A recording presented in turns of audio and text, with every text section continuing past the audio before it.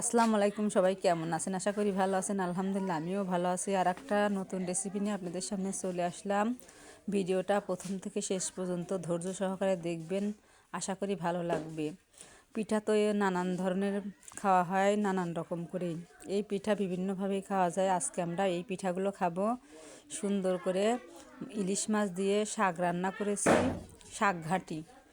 গরম গরম পিঠা আর ঘন করে শাক ঘাটি করেছি, সেটা দিয়ে আজকে খাবো। অনেক দিনের খেতে ইচ্ছা করছিল, কিন্তু খাওয়া হয় না। আজকে মায়ের বাড়িতে আসছি, বোনের হাতের পিঠা খাবো।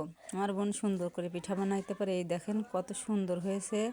আর শাক ঘাটিটাও অনেক ঘন হয়েছে, ভর্তার মতন ঝাল ঝাল, খেতে দারুণ। আমার তো ভীষণ পছন্দ। কে কোথা থেকে ভিডিওটা দেখছেন কমেন্ট করেন, তাহলে বুঝতে পারবো আপনারা কোথা থেকে দেখছেন। এই দেখেন খুব সুন্দর পিঠা হয়েছে, শাক ঘাটিটাও মজা হয়েছে। আজকের মতো বিদায়, আল্লাহ হাফেজ, সবাই ভালো থাকবে।